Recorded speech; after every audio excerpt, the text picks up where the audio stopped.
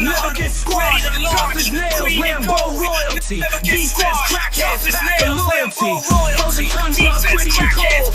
Guns got fire. Frozen tundra, gritty and cold.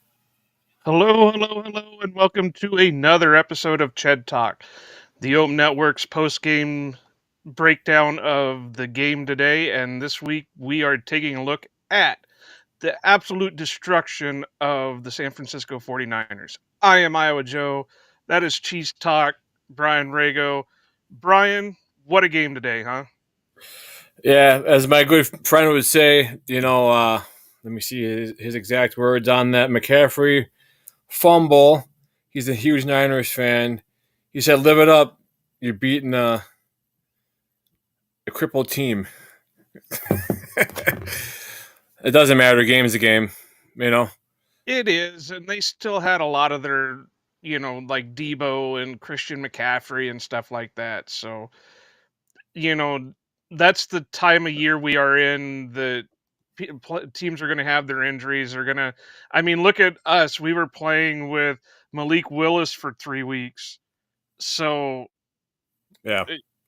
and they still won those games. So you can't always blame that, but True North's already chiming in. Aquay, LVN, and Heath Sightings. What dimension am I in? I'm just glad that they had the game they had today. And I get it. They've been kind of quiet, or they've been kind of talked down about, but that's the type of team this is they've got to have multiple players do it. They can't just rely on one or two guys. They've got to have multiple guys to be able to step in there. Quay is just one of those guys that you can tell he knows what he's doing, and you can tell that he's got the ability to do it. It's just putting those two things together to be that player that the Packers are needing. Yeah, they're showing up when we need them to show up. The defense today looked like they haven't played this good. I've seen for a while. McKinney had a pick finally. I was saying in my podcast last night that it's been a couple of games since he's had a pick, so it's good to see him get one. Nixon was playing good. Stokes was around the ball. Quay Walker was flying to the ball. Rashawn Gary kind of sniffed the quarterback a couple of times. So it was good. Right. And, when you look at the stat lines, they only gave up 199 yards passing and 52 yards rushing. So while they did have their chunk plays, like Kittle got he got up to 82 yards, they really held this offense down. Now I know, like your friend said, well, this is a beat up team. They didn't have Purdy, they didn't have this, they didn't have that. But this is what the Packers needed to do. Yeah. The Packers in the past have tended to just kind of play down to their opponents. And there for a little bit, it looked like they were going to do that again today, because it just seemed like they got up to 17 points, and then it was just like, we'll just coast our way. But then it started picking up again. So LaFleur must have really stepped on that gas pedal and told him, hey, no, you need to get after this. We need this victory. Yeah, it was a good victory, and we're now 8-3. So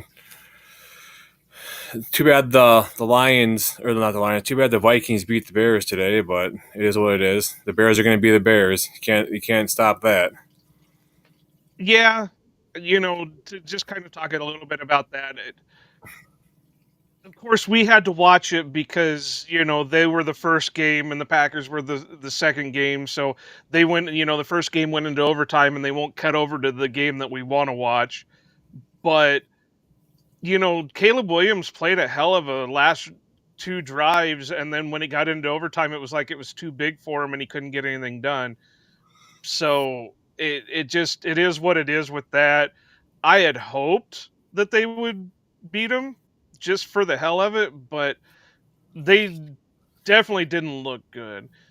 Let's see what do we got. True North got to win against bad and injured teams if you want to make the playoffs. And that's the point exactly. Is this is what you need to do. You can't just oh well, whatever. We got to just go out there and half-ass it. No, you need to go out and utterly destroy teams when they're in those situations. That boosts Yeah, the for morale of sure. the team.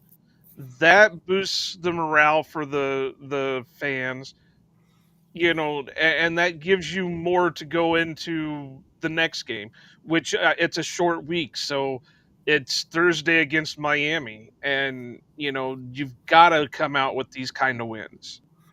Yeah, I'm gonna head to Appleton late Wednesday night and pull the fire alarms at the hotel, at the Paper Valley Hotel, so it'll wake up the Well, you Dolphins and better get make them out. sure they're staying at that one though, because visiting teams stay at two different hotels. One is either the Paper Valley in Appleton, like you said, or there's one in Green Bay that they stay at, and I can't think of the name of it off the top of my head. Yeah, but I'm pretty sure I know I know the Paper Valley Hotel for sure. I don't know the other one, but Well, I know oh, other teams because when I went up for was it the Saints game? Yeah, Saints game in 2017. The Saints were staying over at one that was right there in Green Bay, and I just can't think of the name of it off the top of my head. oh, the Regency, Something like that. probably right by the KI Convention Center, right before Yeah, the river. Yeah, yeah. yep. So It just make makes sure sense you're though. hitting I the mean, right hotel before you go and pull fire alarms because you don't want to get in trouble for pulling fire alarms on the wrong motel. damn it, now they're gonna be coming looking for me when the fire alarms go off, and it's not me. He's in De Pere, Wisconsin. I can't give the exact address because I don't know it, but I know it's in De Pere. So if you're looking for him, he's in De Pere. Yeah, I work for the Packers. Oh, just kidding. But going back to the game, uh, Jordan looked decent. He looked like he was getting too excited on a lot of things because he was not really forcing throws, but he was putting more on him than net needed to be on him, or he was lofting him a little bit more than he needed to be lofted or whatever, and it almost got him in trouble a few times because there were a few different balls that were could have been intercepted, and he just luckily they got dropped or overshot a little bit. Even what was it, like third and six, third and four, like back to back drives, you got sacked on third down holding the ball. Yeah, yeah. Somebody, Which you do want to see him hold on to it a little bit more instead of forcing the interception. But like I said, it was like he got too excited, or he's still getting used to coming back from the injury, so he's forcing a little bit more. But who knows? Let's see. We got that saying hello, hello. hello that. True North, someone buy Watson some new gloves for Christmas. That's for sure. That was a heartbreaking drop. That reminded me of the Vikings one his rookie year where it hit him right in the hands and he could have made a play on it. And yeah, I don't know what that was, if it was a concentration thing or what, but that was a bad drop. And that was solely on him. Yeah, for sure. Let's see, what do we got? And then, we're hoping for some good news out of Romeo. I thought maybe it was one of those situations where he just got the wind knocked out of him when he hit the ground, but on replay they showed he kind of hit his head on the ground, so hopefully it's nothing too bad. Right. Uh, you know, most likely it's a concussion, but with us with the Packers on a short week, you're hoping it's not even a concussion, that it's just a precautionary thing, and he can get some rest before having to go against Miami, because he was looking great. I mean, he was the number one target there. He had 3 receptions for 54 yards, long and 29. So he was really looking good, and he seemed like the go-to target for today. Yeah, he he was playing with a little extra pep, I think, too. Is when he made they're doing the. I haven't seen that all year long. It must be like a new celebration for the receivers or for the offense. I don't know. Well, maybe that could be something that, it's given these Packers a new life, and they finally are getting their swagger. And this is the thing right here. Everybody loves Aaron Jones, but Josh Jacobs is definitely Him. replaced. Yeah, he's definitely stepped in and become that guy. He went out of the game for a little bit, and they said it was due to cramping, but he came right back in, and 3 touchdown game, ran for 106 off of 26 attempts, and like I said, everybody loves Aaron Jones. I'm a big Aaron Jones fan. Matter of fact, if you look right there is a signed Aaron Jones Madden cover that I made the cover and he signed it, and I bought his jersey and everything else, so I'm a big Aaron Jones fan. But Josh Jacobs really stepped in, and I think he actually gives more than Aaron Jones does, or Yeah, even did. he stays up and he keeps on going. Even like today, watching the Bears and Vikings game, the Vikings got to the goal line, and I went to the kitchen to get a glass of water and came back out, and I was like, "How the hell did the Bears get the ball?" Jonathan Owens got a fumble on Aaron Jones and recovered. I'm like, "What the hell?" You know? Yeah, and that was one thing with Aaron Jones, was he was at least good for uh one turnover at the most inopportune time. And not saying anything about Josh Jacobs, because he did have that one fumble uh, in the red zone against Tennessee, but he's built. He's a bigger back. He can handle a little bit more, and that's what this team needed. And again, this isn't against Aaron Jones. It's just he was a smaller back, and he always had to worry about injuries. He's had his injury problems just this year with Minnesota, but Josh Jacobs, and you got to give it to even some of the two backups. Emmanuel Wilson ran for 41 yards and he looked pretty good. Chris Brooks has a little bit to him, and I can see what the Packers really like about him. It's going to make for a hard decision if Marshawn Lloyd is able to come back this year. Yeah, it'd be nice to see how he adds a spark to the team down the stretch as well. Marshawn Lloyd. Well, the thing is that's going to be such a hard decision, because they either got to justify keeping 4 running backs on the roster, or one of them's got to get cut. And which one do you cut? Obviously Josh Jacobs isn't getting the boot because he's the money man and he's the bell horse right now, or the bell cow. You wouldn't think it would be Emmanuel Wilson, and I think they just love Chris Brooks too much to give him up. So you really got to. That's going to be a really hard decision to make.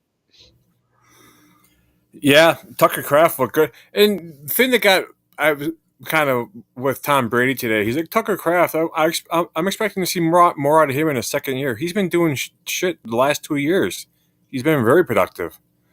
Well, I get what he's kind of saying, and I hate to say that I'm agreeing with Tom Brady, but last week he only had, was it last week or the week before? He only had 1 target. Then so the last couple weeks he's really not been seen, not due to his issues. It's just play calling or whatever it is. So I do agree that I want to see more from Tucker, out of, and not because he's not making the plays, but out of the play calling that focuses in on Tucker a little bit more, because we saw it today. You put the ball in his hands, and he's going to make a play for you. Right. Yeah, I like that. I like that play that they had where they motioned Kraft and he did the quarterback sneak. That was a cool play. I like that. Right. So there's so much you can do with Kraft. I don't know if the Packers could handle having 2 Krafts on the team. I think there's only mojo for just one of them.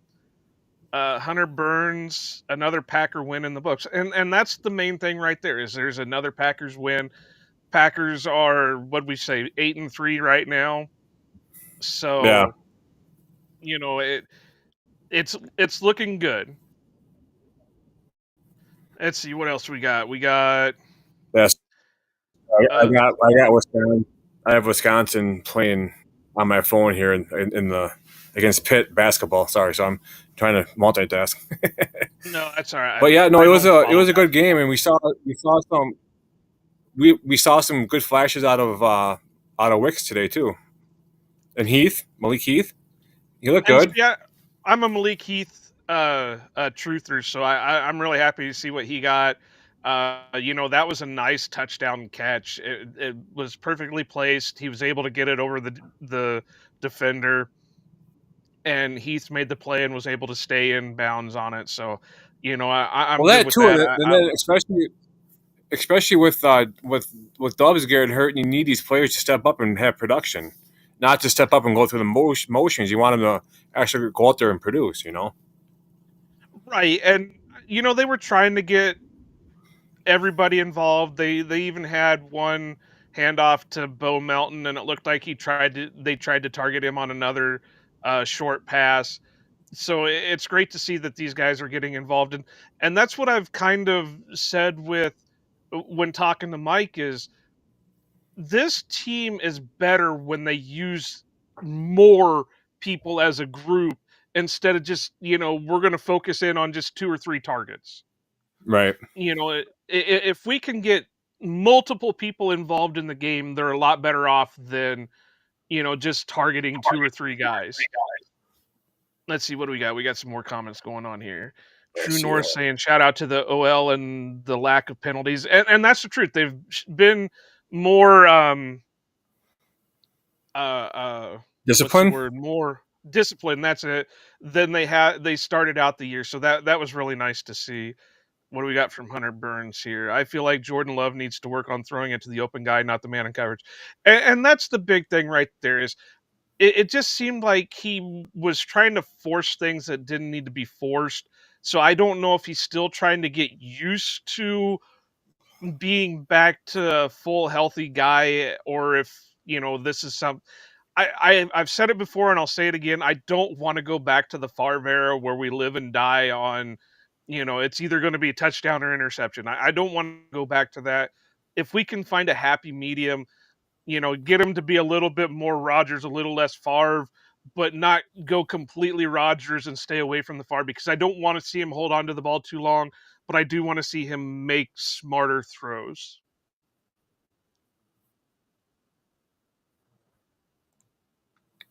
For sure.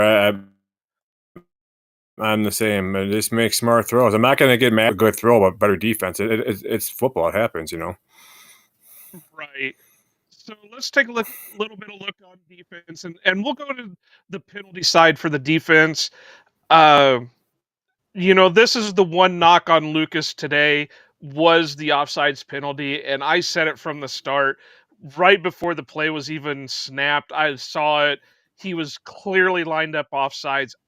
I know these guys are getting taught to push the envelope and get as close as you can to the line of scrimmage, but he was well over the line of scrimmage. You could see it from the camera angle, and he should have known a little bit better on that. So other than that, the defense, played better today than they did last week and against the Detroit Lions. So McKinney's back in his interception ways. Lucas and Rashawn were credited with sacks. Kenny Clark, Carl Brooks were credited with forced fumbles. So we did see some from Tyron Hopper. We had some sightings on him. They did start playing more guys a little bit. Like Stokes, and I thought Stokes and his limited snaps seemed to be playing decently. Um, so it just again, and I'm going to sound like a broken record. When you use more of the guys that you have on your field, or I mean on your sideline, you're going to have better results instead of just sticking with the same people over and over again. Yeah, it was nice seeing Hopper out there, and it was nice to see Nick. I mean, like I said, Nixon made a huge play with that fumble. That was awesome. It was good to see him because I haven't been too high on Nixon at all this Right, year, yeah, just he's because looked a lot. He's been rough. his lack of production. It's just he's always the one getting burned. Yeah. So And I feel kind of the same way with Kingsley and Igbari. I think Kingsley's been looking kind of rough, so it's good that they were moving around and putting, like, Brenton Cox got some playing time and Aaron Mosby got some playing time and stuff, and guys like that. So that's really good. We're not going to stay on too much longer. We'll talk a little bit more, but if you got any comments, drop them into the side. We'll talk. We'll comment on them as we get them in. Uh, we'll be doing our game ball here in a few minutes. So if you guys got any uh, have any suggestions on who should get the game ball today, drop them in the comments. Make sure you're dropping the likes and make sure you subscribe over on YouTube or Twitch or wherever you're watching us from. But overall, I think both sides of the ball's play calling was decent. Like I said, it started looking a little bit rough there towards the end of halftime or the first half, where it seemed like they were getting a little stale on offense, but it picked up in the second half, and on both sides of the ball, it picked up in the second half. So I think they did a really good job. Both LaFleur and Halfley did a really good job today.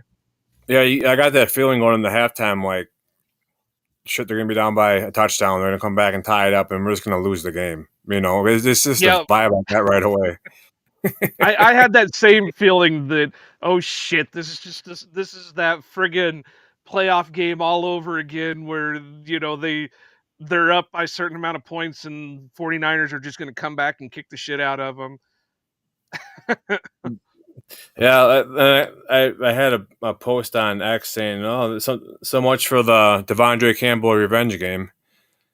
And then nobody mentioned it, but Pat O'Donnell is their punter now. We're about the Pat O'Donnell revenge game. Yeah, right. Whelan, he's a good punter. He's a really good punter. Yes. And I am working on some Celtic Cannon merchandise, so be on the lookout over at ohanapackers.org.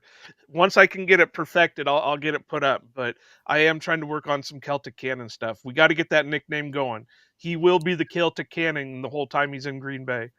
What do we got from Hunter over here? Yep, I'm subscribed. It's a good channel. Well, we appreciate you, Hunter. I'm sure you're subscribed over on Brian's channel.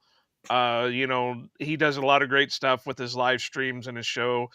Be sure to check us out. Check Mike and I out with Ohana Packers Edition on wherever you get your favorite podcasts: Spotify, Apple, TuneIn. I think we're on iHeartRadio. I don't think we're quite on Pandora, but look wherever you get if you enjoy what you're hearing here. Because Mike and I'll go in more depth than this. We're just giving our initial reactions to the end of the game right here. Yeah. So let's do it. Brian, who are you going to give your game ball to? Josh Jacobs. Josh Jacobs. I think, just so we can be a little bit different, I think I'm going to give mine to Dobbs. Just because, like I said, before he went off the field, he was looking really good, and he was, doing a lot on the field, and he was a love the stream, but I can't support the Celtic Cannon thing. No, he's going to be known as the Celtic Cannon. I don't care what anybody says. If you can come up with something better, we'll do it better. But he's definitely the Celtic Cannon. But anyway, I'm going to give mine to Dobbs just because, like I said, before he went off the field, he seemed to be the sure target for Love, and he was making plays. So that's who I got. Just so you know, my good buddy, he's a Michigan fan and he's a Niner fan, and go figure, he's a Yankees fan. Anyway, so we always have this profile picture bet. Like if the Packers win, then he's got to put in a picture that I choose, and vice versa. So I got to get off. When I get off here, I'm gonna go and get a good Photoshop picture for him to put up as his Facebook profile picture. Yeah, I don't tend to do bets like that because I'm always the one on the losing end of that shit. So, oh man, the worst was back when we had to play against Kaepernick. That was terrible. Yeah, I bet. What do we got with Hunter? Do you know if Romeo Dobbs got a concussion when that pass interference happened? I'm not sure they officially announced it, but the way they were talking about it, it seemed like he did get either he was concussed or they're worried it was a concussion. So I'm pretty sure that's what the case is going to be. It's just going to be hard to, unless it wasn't a full on concussion, he just had like whiplash or something. It's hard to see him go on Thursday, which really sucks. It really does. Not that we don't have great guys in the receiving core. It's just it always seems like Romeo loves safety valve when it comes to things. He's always looking for Romeo. For sure.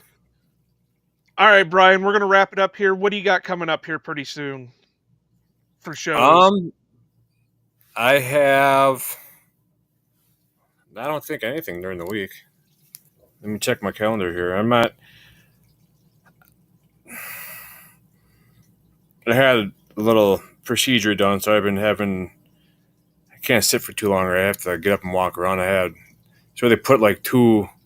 It's where they put in my C5, C6. They put in these two, or these wires that they run a needle up my spine, and they have Yeah, to I get like a pod taped to my back that transmits, and it's like a trial. And if the trial is successful, then I get it permanently implanted in my body. So I got that on Friday. So I've been pretty sore. Let me see yeah, here. I bet. I wasn't laughing at you. I was laughing at True North. I give my Oh game no. ball to Rogers' next team. They'll need it. So I have actually the 30th of November. I have it's more aimed, I think, towards like mental health with James Jefferson. He was the one that, if you remember, a couple years ago, or was it last year? He was the one in the cheese head next to Jordan Love's mom at the Chicago game. Gotcha. So I have him So on, and then December 1st, I have Mr. First Down. He's a Titans fan. And then just December 5th, I have a Lions fan on. So I got people lined up. I just got to get some more to fill in the first part of the next year. And I don't know, just trying to create content and keep things flowing, I guess.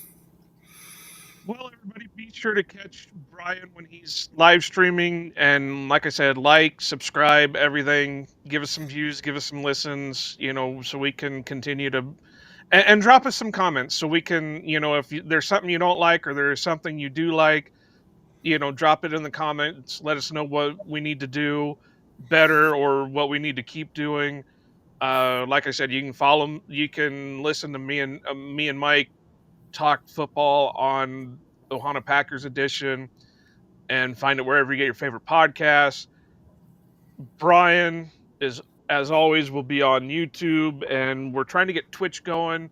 So since Twitter is officially a cesspool and doesn't allow streaming unless you decide to give Elon money, you know, you can't stream over there anymore. Facebook is kind of the same way. So if you want to catch a live stream, make sure you're following on YouTube or Twitch.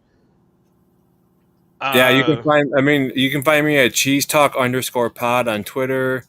On TikTok, you can find me at, I don't even know my name on TikTok, to be honest. I yeah, think like I told our TikTok guy Aaron, I forget that we have TikTok half the time. yeah, I'm Brian underscore Rago, Rago, Brian with an I. You can find me on YouTube at Cheese Talk Podcast. Yeah, I just post my random sports videos and my opinions on stuff and my podcast and my little happy place. For sure. And, So as always, go over to ohanapackers.org for our latest articles, past episodes, and of course, we got our merch shop going on over there. We do have all kinds of designs, all kinds of items over there. If you like what we're doing, please go over, buy something, support us, so we can continue to bring some great content to you all. That's ohanapackers.org. And we're also still doing our initiatives, the military support and the cancer awareness, where if you buy any of that merchandise, the money will be donated to charities. So please go over, help us out, help them out. Good causes. It's the Well, we're almost to Thanksgiving. It's the Christmas time of year. Help us help other people out. And, I'm going to do this, or we're going to do the post games anytime the Packers have weekend games. Basically, because when I'm working, I can't afford to be on for post games unless Brian's going to take up the mantle when I can't be there. So every Sunday following a Packers game, we will be on for post game. So be on the lookout for the Ched Talks. And as Mike Kawano would say, go Pack go and aloha.